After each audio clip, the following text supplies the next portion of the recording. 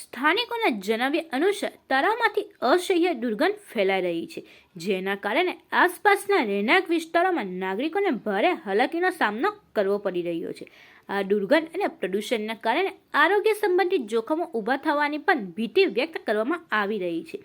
નાગરિકોનો આક્ષેપ છે કે કેમિકલયુક્ત ગંદુ પાણી તળાવમાં ભરવાને કારણે જળચરો મૃત્યુ પામી રહ્યા છે. અગાઉ પણ આ જ તળાવમાં કાચબાની મોતની ઘટનાઓ સામે આવી ચૂકી છે. આ મામલે નાગરિકોએ નગર સેવા સદનમાં તાત્કાલિક પગલાં લેવા રજૂઆત કરી છે.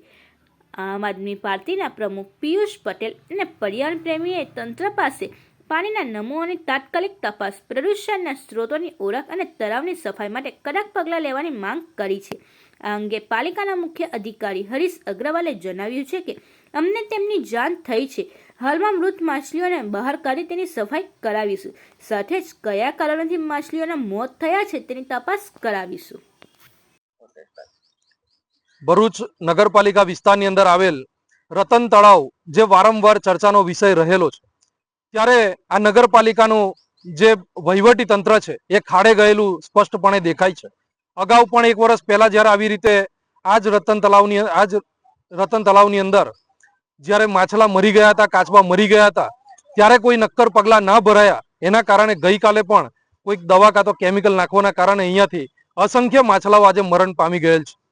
જેના માટે આજે અમે અહીંયા સ્થળ ઉપર આવીને જોયું, ખૂબ દુર્ગંધ મારી રહી છે. આજુબાજુ રોગચાળો ફેલાવાની ખૂબ મોટી સમસ્યા ઊભી થઈ શકે એવી હાલત છે.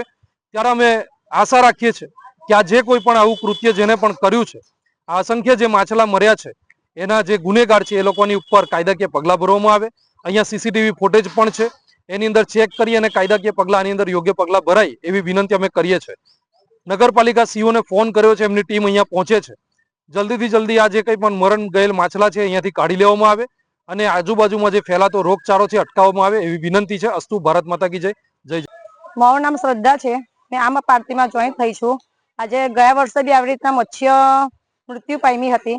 આ વર્ષે બી પાછું ફરીથી થયું છે. અમને એવું શંકા છે કે કોઈ કેમિકલ કે કઈ યુઝ કરી રહ્યું છે અંદર. આના કારણે દુર્ગંધ ને બધું વધી રહ્યું છે ને રોગચાળો ફેલાય છે. અમારે સરકાર પાસે માંગણી છે કે આ જે મૃત્યુ પામેલી માછલી જે બધું સાફ સફાઈ કરાવે ને આગળ નગરપાલિકામાં અમે અરજી આપી છે.